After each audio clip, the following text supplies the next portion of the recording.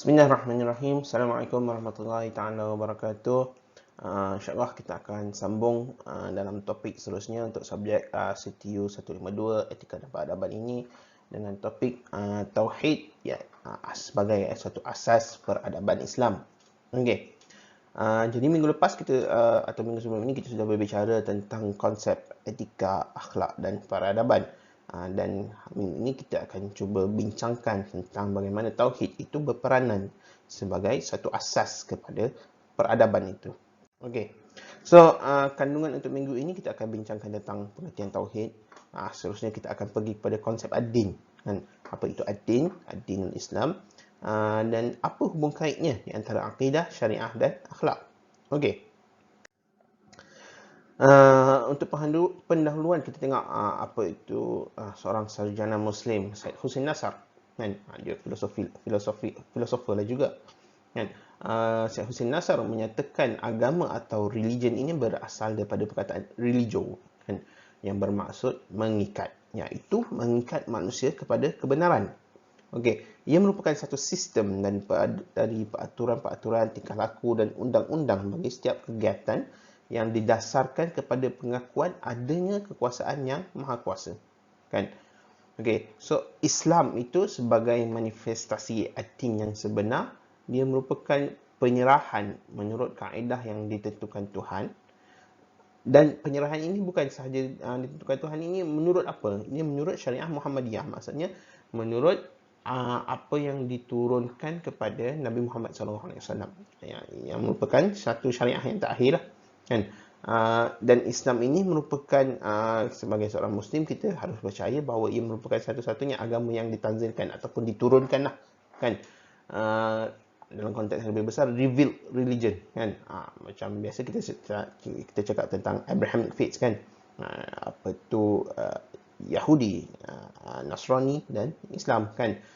Cumanya sebagai seorang Muslim kita percaya apa tu sudah ada perubahan daripada konsep agama Yahudi dan Nasrani itu, kan? Dan bagi agama Islam ini kita percaya ialah satu-satunya agama yang ditanzilkan, iaitu religion yang masih ada sebagai agama yang universal dan sempurna sejak dari mula. Okey. Konsep agama yang difahami oleh sarjana Muslim ini berlainan dengan sarjana bukan Muslim. Okey.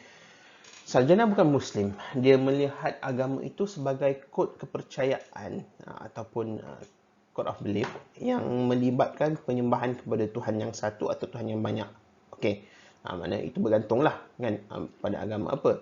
Tetapi bukan itu saja perbezaannya, sebab para pemikir barat dan pengikutnya berpendapat bahawa ruang lingkup antara agama itu hanya terbatas dalam mengatur hubungan antara manusia dengan Tuhan dalam bentuk ritual, kan? Maknanya agama itu merupakan satu ritual penyembahan semata-mata, kan? Ritual penyembahan semata-mata, kita pergi ke pusat ibadat menyembah Tuhan, kan? Selain daripada ruang lingkup penyembahan itu tiada apa tu ataupun agak terbatas hubungan antara manusia dengan Tuhan, kan? Itu agak berbezalah dengan Muslim, kan? Dalam konsep Islam, setiap apa yang kita lakukan kita percaya apa tu kita ada hubungan dengan Tuhan, bukan setakat hubungan dengan manusia saja, tapi ada hubungan dengan Tuhan, kan? Okey. So ad-din, konsep ad-din ini kalau macam saya cakap tadi berbeza dengan sarjana Muslim. Contohnya Syed Naqib Al-Atas menjelaskan agama Islam itu merujuk pada ad-din. Ad-din itu apa? Pengertian, keyakinan dan tunduk sepenuhnya kepada Allah SWT. Okey. So ad-din itu mengiktiraf hak Allah dalam ibadah serta berpegang pada asas-asas atau garis panduan yang dikeluarkan oleh Allah dan menjauhi larangannya. Okey. So Islam sebagai ad-din, kan, memelihara kesejahteraan manusia, memberi garis panduan dan ia merupakan satu agama kemajuan. Okey. Dalam konteks ini kita percaya bahawa hanya Allah SWT sahaja sebagai kebenaran hakiki dalam agama, kan? Dan Islam ini amat prihatin tentang konsep keseimbangan. Dalam bahasa Arab kita panggil tawazun, kan? So dia ada hubungan yang bersifat vertikal. Maknanya bersifat vertikal tu ke atas kan. Dengan Allah SWT.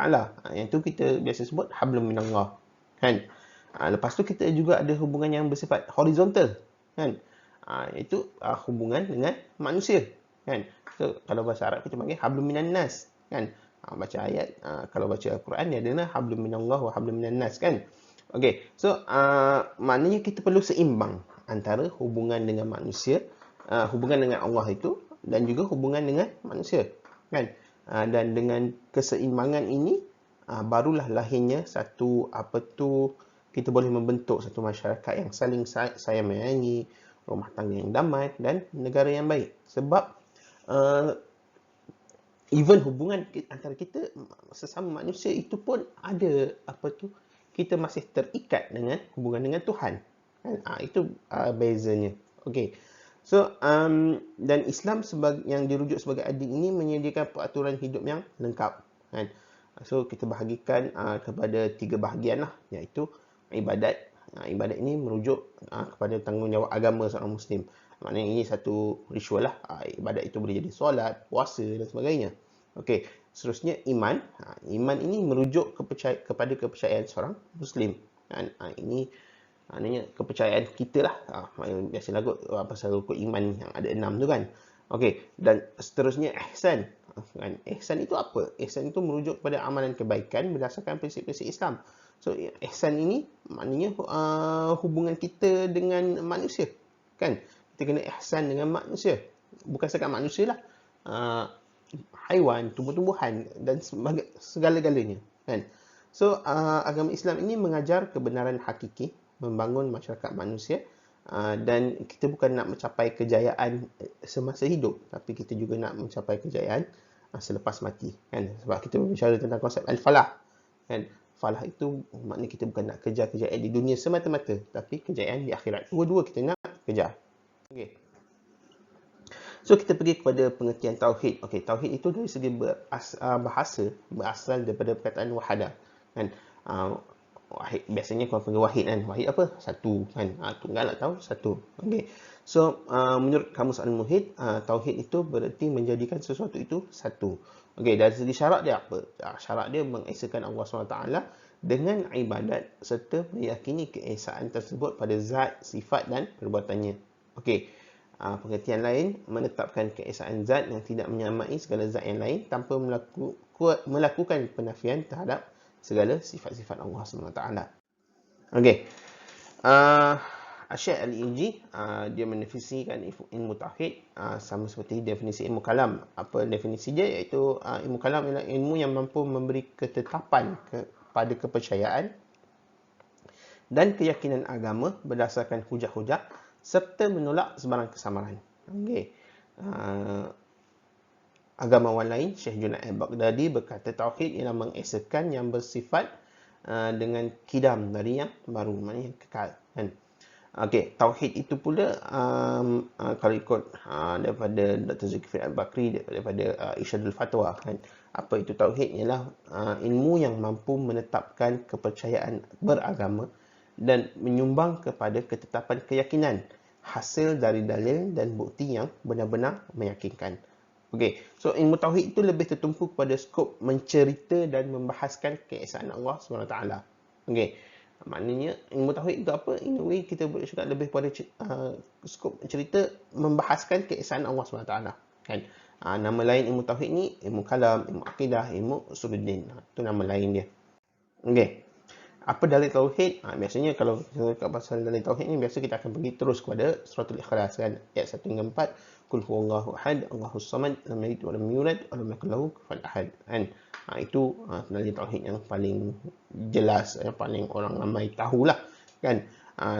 Contoh lain dalam suratul Baqarah ayat 163, dan kamu ialah Tuhan yang Maha Esa. Kan? Tiada Tuhan yang berhak disembah selain daripada Allah yang Maha Pemurah lagi Maha Pengasihani.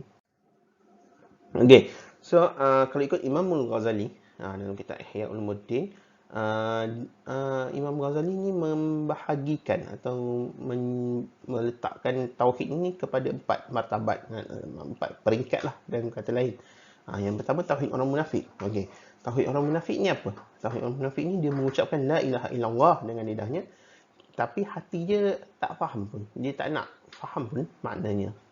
Okey. Peringkat yang kedua adalah tauhid orang awam. Okey. So, tauhid orang awam ni mempercayai makna lafaz seperti mana yang dipercayai orang Islam. Dan dia mempercayai makna lafaz la ilaha illallah tadi itulah. Kan? Seterusnya tauhid muqarrabin. Dan muqarrabin ni dalam bahasa lainnya muqarrab ni orang yang dekat. Kan? So, muqarrabin ini orang yang bersaksi dengan mencari kebenaran berdasarkan bukti-bukti yang Allah SWT berikan, berdasarkan dalil-dalil dia mencari kebenaran.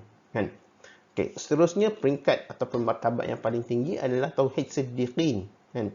Tauhid siddiqin ni apa? Iaitu orang yang hanya melihat Allah SWT sebagai kewujudan yang mutlak. Kan?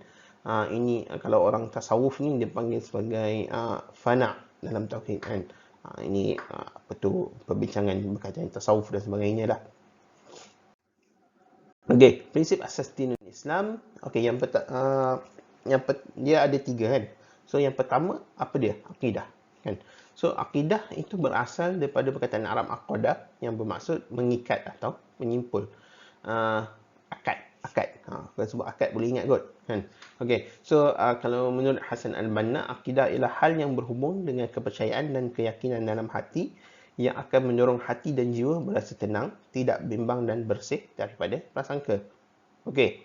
So, akidah ini mampu melahirkan keyakinan yang kuat dan teguh dalam menghayati seluruh aspek kehidupan dan amal ibadat kepada Zat yang Maha Berkuasa.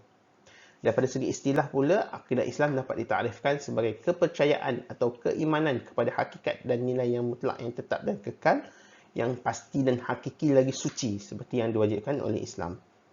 Agak mendalam lah pengertian dia tu. Okey, so apa ciri akidah yang benar? Ciri akidah yang benar, pertama kita yakin terhadap keesaan Allah.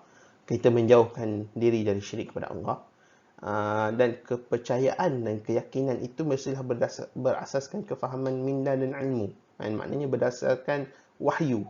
Wahyu itu datang dari mana? Quran dan Sunnah. Okey. Kepercayaan dan keyakinan itu juga mesti berada dalam keadaan yang cukup teguh. Kan?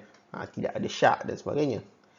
Dan dia diikuti, maknanya kita bukan sekadar percaya tapi kita ikut dengan perkataan dan juga kepatuhan hati, dan kita juga praktis apa yang hukum-hukum yang diturunkan dan sebagainya.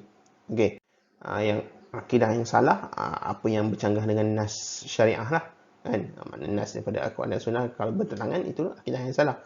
Lepas tu kalau kita meragui keesaan dan kekuasaan Allah, ataupun kita mengamalkan perbuatan yang bercanggah dengan Al-Quran dan Sunnah,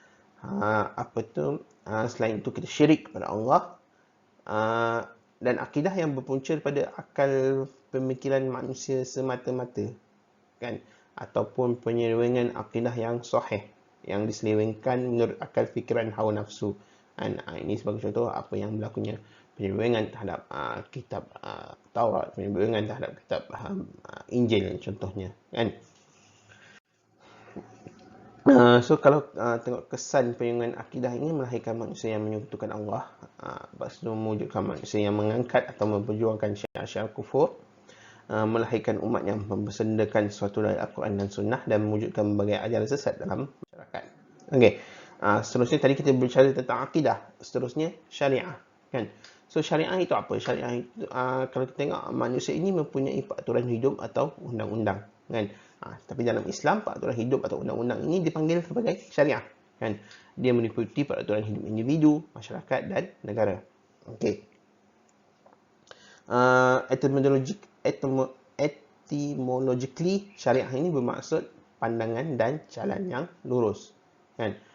Dia kalau tengok, dia juga berkongsi dengan kata dasar dengan perkataan syur'atul ma', kan. Maksud tempat keluar air yang digunakan untuk minuman. Okey. So dalam pengertian umum juga, syariah ni juga meliputi tentang akidah dan hukum hakam amaliyah. Hukum hakam amaliyah apa yang kita amalan lah, kan.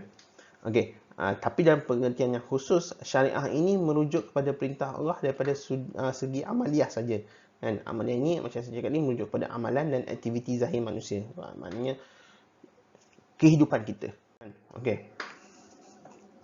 Dari sudut bahasa, syariah banyak maksud lah. Macam saya kata ni, jalan yang lurus, jalan yang orang ramai untuk mendapatkan sumber air, dan sebagainya. Okey, dari segi istilah maksud apa-apa aturan atau ketetapan yang diwahyukan kepada Rasulullah SAW yang terdiri daripada hukum hakam dalam Al-Quran dan Sunnah yang berkait dengan bidang akidah dan perbuatan-perbuatan mukallaf, sama ada hukum qat'i atau zanni.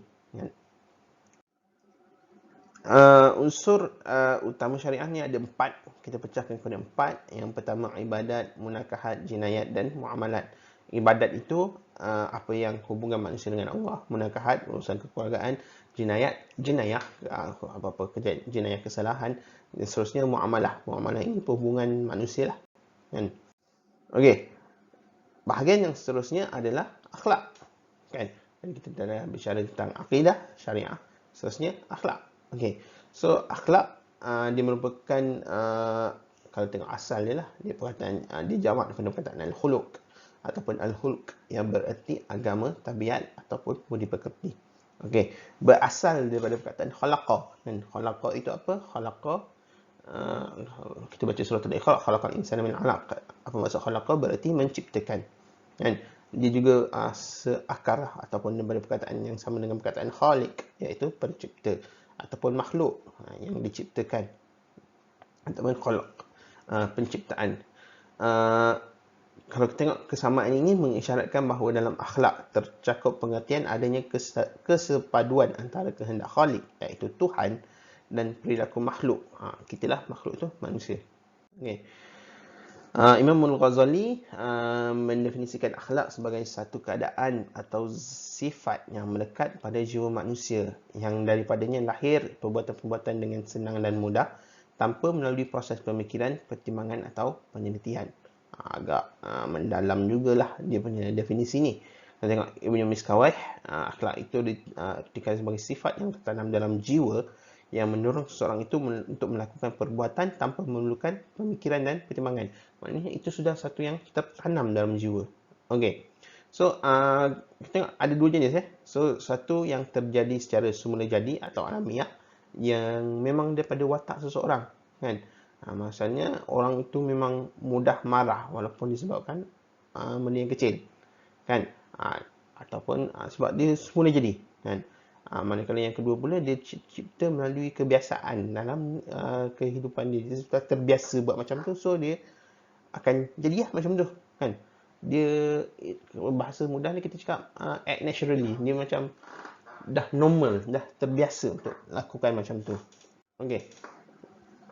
So kalau keadaan tersebut melahirkan perbuatan yang baik dan terpuji menurut pandangan syarak ataupun hukum Islam dan akal, ia disebut sebagai akhlak yang baik, dan ataupun biasa kita belajar akhlak mahmudah, kan? Ataupun kalau benda itu perbuatan yang timbul itu tidak baik, kita namakan sebagai akhlak yang buruk ataupun akhlak mazmumah. Okey. So akhlak didefinisikan sebagai sikap mental atau watak, kan? Dia bergantung kepada bentuk berfikir, berbicara, tingkah laku dan sebagainya yang merupakan satu ekspresi jiwa. Maknanya benda itu datang dari hati. Tingkah laku kita itu datang dari hati. Kita dah terbiasa melakukan suatu perkara, kan? Okey. So ilmu akhlak ini membahaskan perihal kebaikan-kebaikan yang sewajarnya diamalkan dan keburukan atau kekejian yang sewajarnya ditinggalkan. Dan kalau tengok dia juga macam etik lah, kan? Kita cakap nak jelaskan tentang makna baik dan buruk. Okey, saya cakap tadi akhlak terbagi kepada dua, sama ada akhlak mahmudah ataupun mazmumah. Mahmudah itu yang baik, kan? Mazmumah itu yang keji. Okey, so kesimpulannya kehidupan beragama ini merupakan berintegrasi antara pengetahuan agama, perasaan beragama serta tindakan keagamaan dalam diri seseorang. Dia bukan sekadar pengetahuan, tapi dia perlu juga ada rasa dan dia juga ada perlu tindakan, kan? So agama ini tidak dapat dipisahkan daripada kehidupan masyarakat. Okey, dia merupakan satu sebab kita nak jelaskan dua bentuk keselamatan. Kita bukan nak selamat di dunia, tapi kita nak juga selamat di akhirat. Okey. So sebab tu setiap orang yang ingin menyempurnakan keimanan dan keislamannya perlu mengetahui garis-garis besar ajaran Islam dalam semua lapangan hidup, kan? Yang mana ajaran Islam itu bersifat alamiah dan komprehensif. Okey. Dan tadi kita berbicara tentang apa tu perkaitan antara akidah, syariah dan akhlak, kan? So akidah itu dalam bahasa, sebab kita cakap apa tu, dia merupakan satu akar lah, akar yang memegang suatu pokok, manakala syariah itu batangnya, dan akhlak itu adalah buahnya, kan? Maknanya kalau orang nak tengok, biasanya orang akan tengok kepada buah lah, kan? Orang tak boleh tengok akar tu dalam mana atau bagus ke akar tu dan sebagainya, kan? Tetapi orang akan tengok melalui buah yang keluar. Iaitu dalam konteks kita akan tengok melalui akhlak seorang Muslim. Okey, jadi setakat itu saja untuk minggu ini. InsyaAllah kita akan sambung untuk topik seterusnya. Dan kita akan buat perbincangan dalam kelas untuk lebih clear lah. Okey, terima kasih. Assalamualaikum warahmatullahi wabarakatuh.